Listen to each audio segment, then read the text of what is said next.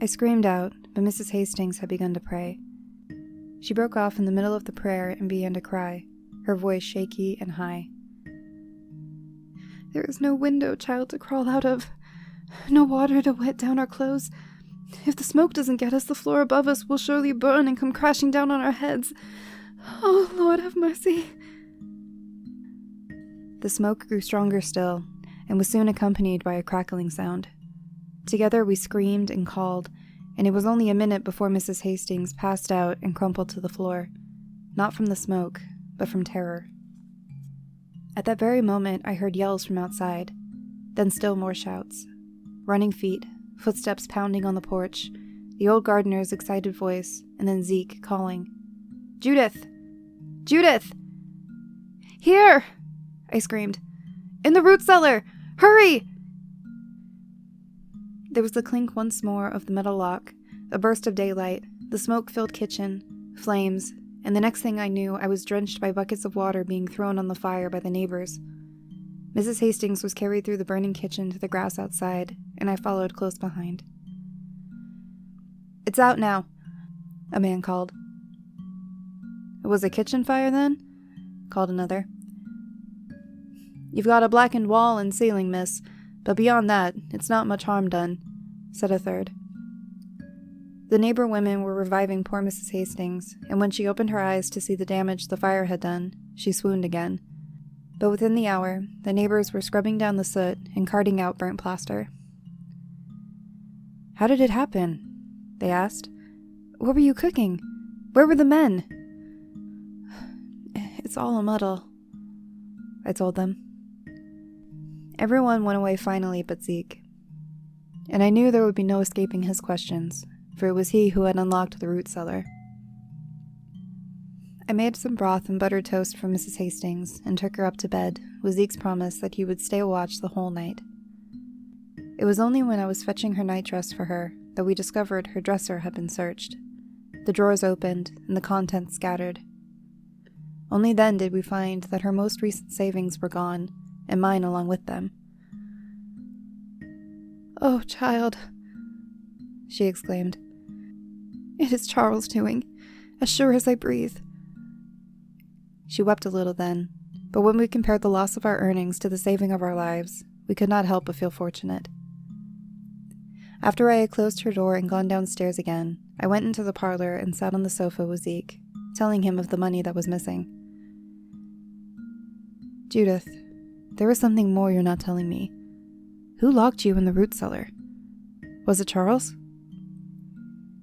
"It was Charles, perhaps, who set the fire, but he did not lock the door," I said. "Who was it then?" "That I cannot tell you, Zeke, for you would never believe me, and I should be shut away as a madwoman. The answer must stay with me." Very gently he took my hand. "If the answer stays with you, then it comes between us. You must tell me. Was it your uncle?" "Uncle Geoffrey? Never! He's gone to Charleston." "And it wasn't Charles, the gardener?" "No, not he." "Then who was left?" "I dare not say." Zeke looked straight into my eyes. "I give you my solemn word that you shall not be locked up, no matter how much I disbelieve you." "But it is a strange story, Zeke." "Then begin," he said, and put one arm around my shoulder. And so, snuggled as I was against him, beneath his protective arm, I began the tale. My mother's picture, the green silk frame, the scratching, gnawing sound in the closet, and the hand, the ghostly hand, at the piano, holding the cleaver, the severed finger. "You're imagining things. You must be," he insisted. And just as I firmly declared I was not, that I could scarce believe it myself. When I had finished, there was a silence so long, I feared that my story had put him to sleep. When I looked in his eyes, however, I saw his concern. "At least you're safe," he said. "But you don't believe me." "I believe you think you saw what you did." Yet you truly believe I did not see it at all, I retorted. It's too bizarre to be believed. Am I mad then? No. Confused, perhaps. But if we were locked in the root cellar, Zeke, you saw it yourself. Clearly we did not lock ourselves in. Perhaps Charles is the one who did it. And then taking my hands, he said, I'll tell no one, Judith, for I truly don't care. Mad or not, you're the one I love.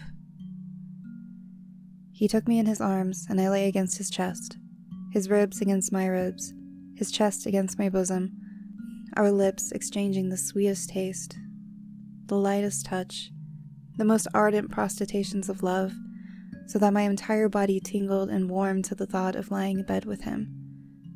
But as I turned to kiss the side of his neck, I saw a slight movement across the room. I looked up to see the hand of Jade Green walking across the top of the piano. I gasped and pointed. Zeke Carey sat up and stared. The hand walked along the rim of the music holder and down onto the keys, and then, the pinky dragging still, they began their slow dance.